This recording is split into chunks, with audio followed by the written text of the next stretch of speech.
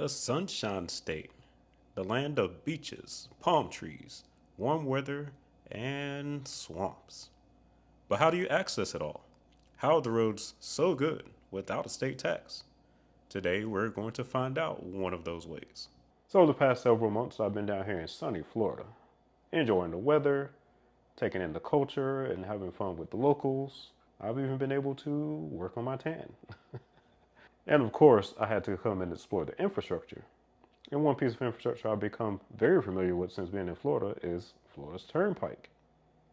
And on this video, we're going to go over a brief history of the Turnpike, as well as talk about its importance to the state of Florida.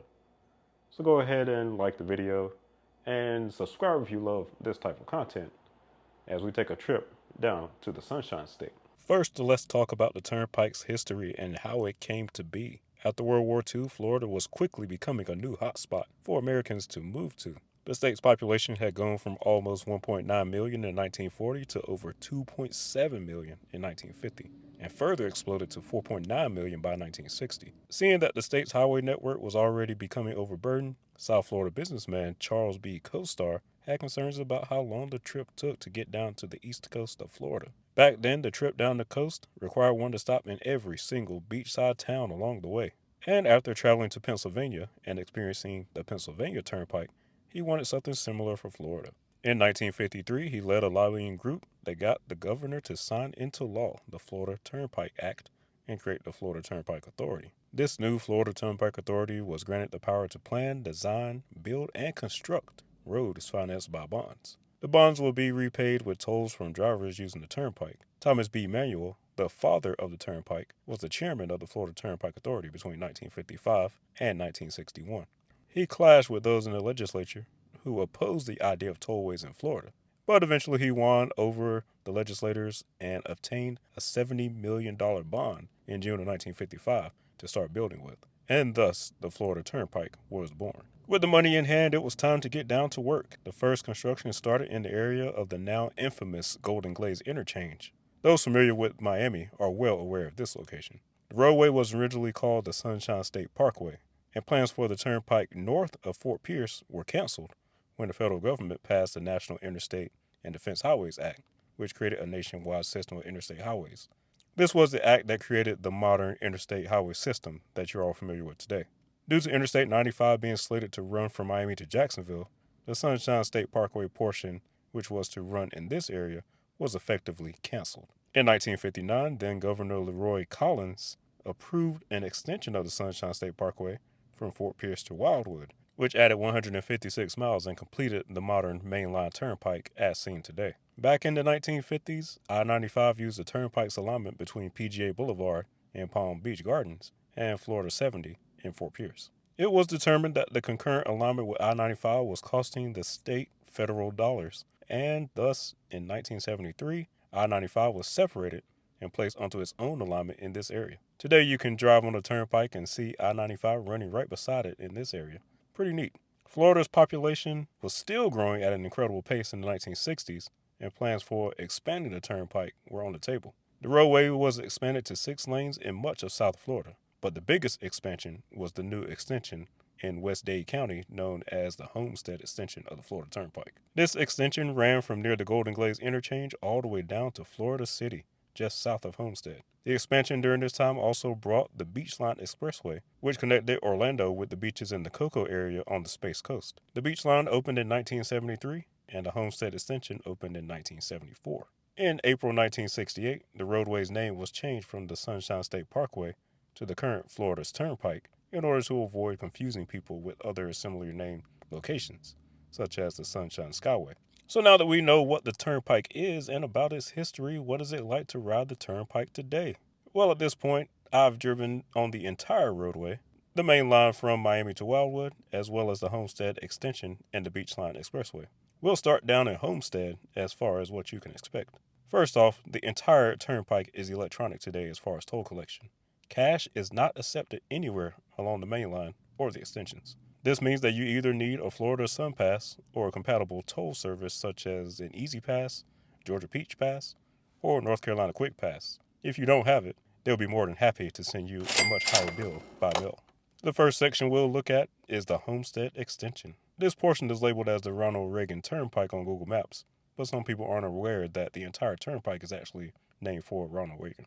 Basically, the routing of the turnpike extension serves as a sort of north-south bypass for the area where I-95 and then US 1 take you directly into and through the heart of Miami.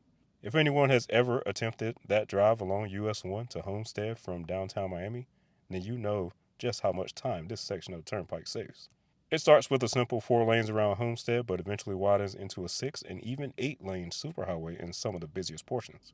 It drops back down to 4 lanes as it approaches the main line of the turnpike in the stadium area north of Miami. As for the main line of the turnpike, it departs from I-95 in the area known as Golden Glades at a very complicated, highly congested interchange, also called the Golden Glades Interchange. This is one of the big trouble spots for traffic in the Miami area and is slated to be completely redesigned in the near future by Florida DOT. Once you finally escape the Golden Glades area, you get on the turnpike proper, where it ranges from 6 all the way up to 10 lanes in some parts of Broward County. In Broward and Palm Beach counties, the turnpike sort of serves as the main highway for the inland suburbs of the area, while I-95 serves the coastal cities and beaches. At the northern edges of Palm Beach County, you get to see that interesting situation where the turnpike and I-95 run directly parallel with one another. The turnpike is down to 2 lanes as you continue through Martin and St Lucie counties, bypassing most of the cities as you approach your last chance to exit before a long stretch of no exits en route to Orlando. Up in this area, I did have the opportunity to stop and take a break at one of the many rest areas along the route. This was the Port St. Lucie / Fort Pierce rest area, and stopping here, I have to say it was quite impressive. The facilities are very modern, clean, and have fast Wi-Fi, along with plenty of areas to plug in your devices or grab some quick food or coffee. It was extremely busy, surprisingly. I had to park very far from the building just to get in there. Stop and enjoy it while you can, because this rest area is your last stop before one of the longest stretches of freeway in America without an exit coming up soon. In fact, this stretch without an exit is the second longest of any expressway in the entire country. Along the way, you'll get well acquainted with the Florida countryside and plenty of grass, ranches, and orange groves alongside the highway. Your first break in the action comes at Yeehaw Junction, where there's an interchange with State Road 70. Then after this interchange, where you just experienced the second longest stretch of no exits in the U.S., is now the longest stretch, which is between Yeehaw Junction and Kissimmee at 48.9 miles. Though you won't be able to leave the turnpike, there are a couple of service areas on this stretch in case you need gas or other services. After surviving rural Florida, you finally realize that you're approaching civilization again as signage for US 192 to Kissimmee appears. For those unfamiliar with the area, US 192 is the primary highway for Disney Springs. You have one more exit with Osceola Parkway, and then the highway finally opens up to a proper 8-lane freeway as it makes its way through the Orlando area. The turnpike cuts diagonally across the Orlando metro, and the highlight here is the large interchange with Interstate 4. The recently completed Express Lanes project allows for those on the turnpike to exit directly onto the express lanes to avoid the insanity of I-4 proper. And the good times come to an end around Winter Garden, where the turnpike reverts back to 4 lanes as you begin the final approach to I-75 in Wildwood. At I-75, all turnpike traffic can only exit onto I-75 northbound, and there is no direct ramp to take you onto I-75 southbound at this interchange. Instead, those wanting to go southbound must do so via US 301 and Florida 44 at the next interchange. And right here at Interstate 75 is where Florida's Turnpike ends, for now. Now, with all this being said, what can we expect for the future of Florida's Turnpike?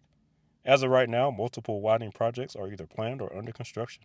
Lake Worth Road to Florida 70, as well as the section between US 27 and Florida 50, are to be widened from 4 to 8 lanes. Also on the table is the widening of the section between US 192 and Clay Whaley Road, 4 to 8 lanes. This will make the entire roadway 8 lanes through the Orlando area.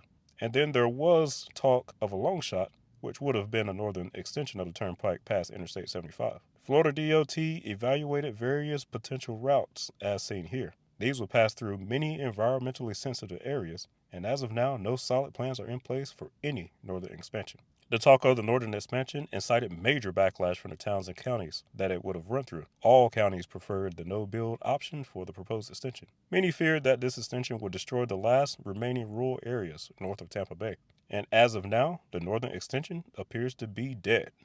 and instead, more focus is being emphasized on improving Interstate 75 through the area. One suggestion was the possibility of turnpike or toll lanes along I-75 rather than new free lanes. These would be express lanes similar to those ones recently built in Orlando. And lastly, why is Florida's Turnpike so important to the state of Florida? Well, the Turnpike's motto is the less stress way.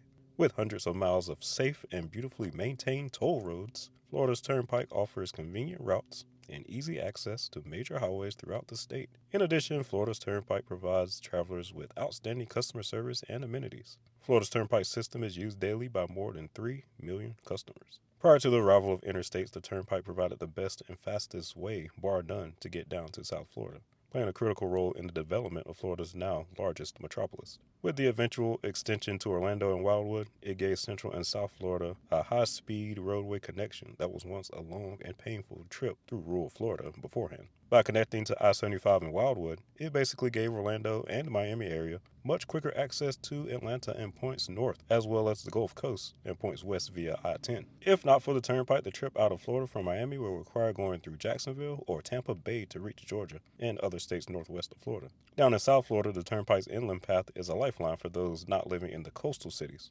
If you ever tried to drive up and down the South Florida area on surface streets, then you know how much pain it could be. It also helps relieve traffic from the very busy Interstate 95. South of Miami proper, as mentioned earlier, the Homestead Extension helps one avoid the congestion of US 1 if trying to reach Homestead or a longer trip down to the Florida Keys and Key West. I recently drove that route between Brooklyn and Homestead down US 1, and it must have been at least 100 traffic lights along the way. Less stress indeed. And there you have it, folks. Florida's Turnpike. Now, Florida's a state that gets a lot of visitors. So if you visited Florida before, have you driven a turnpike, and what was your experience when you drove it? Did you pay with the Sun Pass, or did you let them just send you the bill in the mail? If you live in Florida, how often do you use the turnpike, and how important is it to your daily commute or traveling around the state? Let me know in the comments. Thanks for watching, and I'll see you on the next one.